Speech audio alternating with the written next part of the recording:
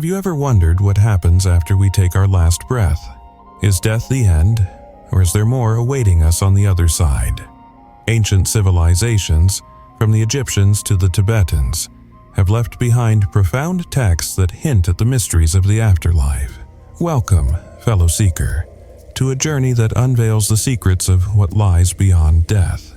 Today, we'll unlock the hidden wisdom of ancient texts to explore the enigmatic paths leading to the afterlife. Death, an inevitable part of our human journey, has always fascinated us. Ancient cultures and their sacred writings provide us with not only profound philosophical insights, but practical guides for navigating the transition from life to death. Let's begin with the ancient Egyptians, whose intricate beliefs and texts have shaped humanity's understanding of the afterlife.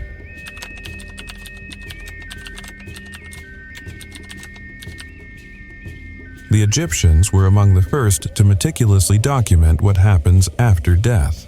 The Book of the Dead, known as the Egyptian Book of the Coming Forth by Day, is a treasure trove of spiritual knowledge. This ancient text, full of rituals, prayers, and spells, was believed to guide the soul of the deceased through the perilous journey into the afterlife.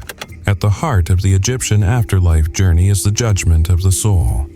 In the Hall of Two Truths, the deceased's heart is weighed against the feather of Ma'at, the goddess of truth, justice, and cosmic order. If the heart is lighter than the feather, the soul is granted entry into the eternal paradise known as the Field of Reeds. But if the heart is heavy with sin, the soul faces a terrifying fate, being devoured by Ammit, the soul-eating beast. The Egyptian view of the afterlife isn't just about judgment, but about transformation. The soul must journey through various challenges, facing terrifying gods and beings that reflect their deepest fears. The Book of the Dead is much more than a guide. It's a manual for spiritual purification and enlightenment.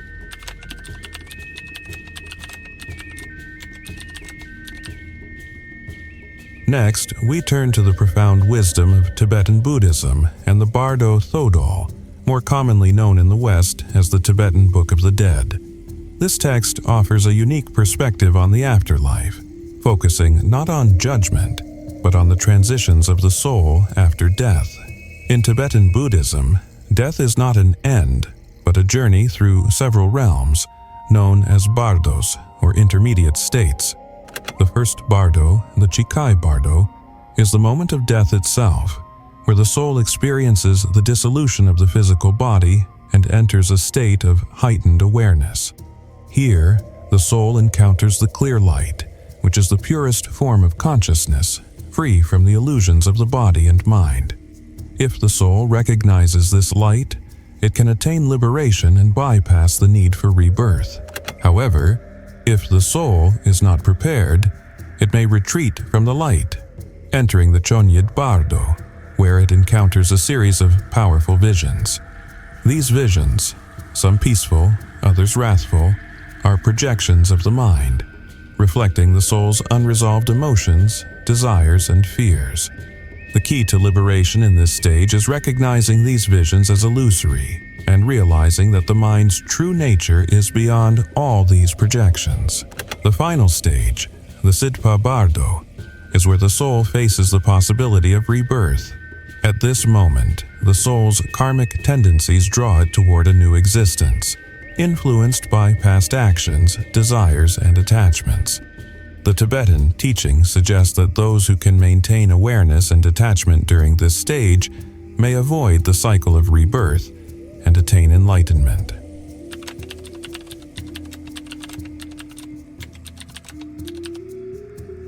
The afterlife concept wasn't limited to the Egyptians and Tibetans. The ancient Greeks and Romans also had their own unique views on what awaits us after death. The ancient Greek Homeric hymns and the Orphic mysteries describe a journey to the underworld, ruled by Hades, the god of the dead.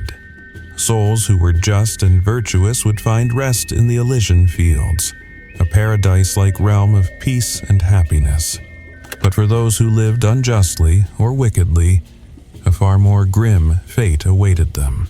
The Greek Book of the Dead describes a descent into Tartarus, where the souls of the damned were tortured for eternity.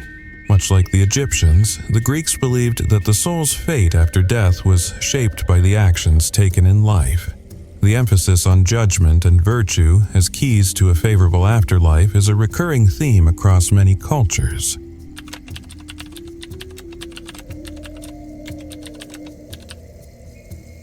Turning to the ancient wisdom of India, the Hindu view of the afterlife is tied closely to the concepts of karma and reincarnation. The Bhagavad Gita, one of the most sacred texts in Hinduism, describes how the soul is eternal and never truly dies. Instead, when the body perishes, the soul is reborn into another form, based on the accumulated actions or karma from past lives. The soul's journey is governed by the law of karma, and the ultimate goal is to break free from the cycle of birth and rebirth, known as Samsara. This liberation, called Moksha, is attained through spiritual realization, detachment from desires, and the pursuit of self-knowledge. The teachings suggest that through devotion, selfless action, and meditation, the soul can transcend the cycle and unite with the divine consciousness.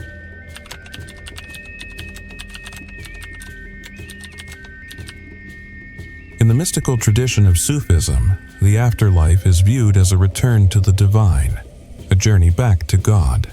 The Quran speaks of a day of judgment, where each soul will be judged based on their deeds in life. But Sufi teachings add a unique perspective. They emphasize the idea that the soul's journey continues even after death, where the soul's true essence is revealed and reunited with the divine source. For Sufis, the afterlife is not just about a final judgment, but a continuous process of spiritual evolution. The soul's journey through the afterlife is an opportunity for purification and transformation, where the soul sheds its earthly attachments and ascends to higher states of consciousness. Ancient texts from across the world offer us a diverse and fascinating understanding of the afterlife, whether it's the judgment and purification of the Egyptian Book of the Dead, the Tibetan teachings on liberation through the Bardos, or the reincarnation and Moksha in Hinduism. One thing is clear: the afterlife is not just an end, but a continuation of the soul's journey. These texts invite us to explore the deeper mysteries of life and death, helping us understand the nature of our existence and the infinite possibilities that lie beyond.